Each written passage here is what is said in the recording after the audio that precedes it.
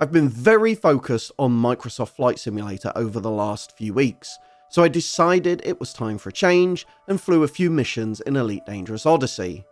I hadn't played the game since Update 10 dropped in January and was pleasantly surprised by how smooth the game appeared. So I decided to get my detective hat on and see if I could understand why it was so smooth.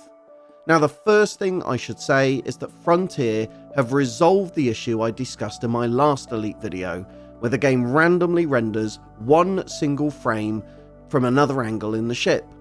This appeared as a brief flash in the game, and it was only when I recorded it and stepped the video forward a frame at a time that I realised what was happening. I'm pleased to report that this issue is gone and that the strange lighting issues have also been resolved. This improved my experience significantly, but it still felt like there was more to it.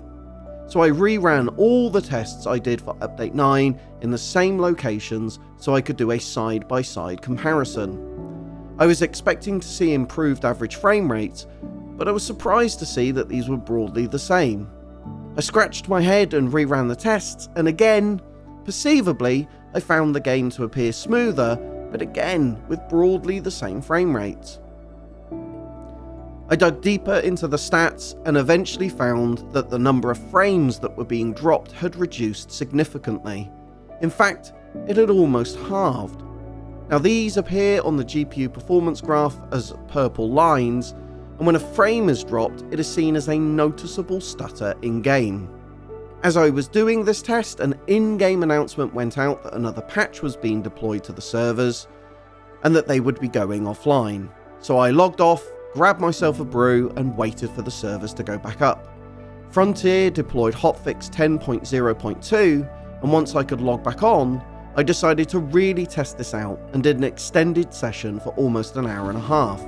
I did some combat missions, flew in and out of multiple stations, visited resource sites and flew back to Black Hide, residence of my favourite engineer. So all the same tests plus more. Now I was also seeing a reduction in reprojection. Reprojection is a clever feature of Steam VR that adds in missing frames when your graphics card can't keep up with the required 90 frames per second demanded by the headset. It's very clever, but not perfect, and does affect perceived smoothness. I found this had reduced reprojection from 10% of total frames to 9%. Now that's a 10% improvement, and that's a significant improvement. We aren't talking single frames per second, we're talking 1% of all the frames rendered, and at 90 frames per second over 30 minutes, that's 1,620 less reprojected frames. That's 16,200 reprojected frames down to 14,580. And remember, this is over a longer play session with some pretty demanding areas. After 70 minutes of gameplay, I also only had 309 dropped frames. Now at 90 frames per second, that really isn't bad. And when I compare this to the Update 9 test, account for the longer amount of time testing, then again, we're seeing almost half the amount of dropped frames for any given time period. These may not sound like big numbers, but it was very perceivable in the headset, and the game felt very smooth indeed. I was very impressed with the performance of Update 9, and this has been tweaked in Update 10, specifically with Hotfix 10.0.2.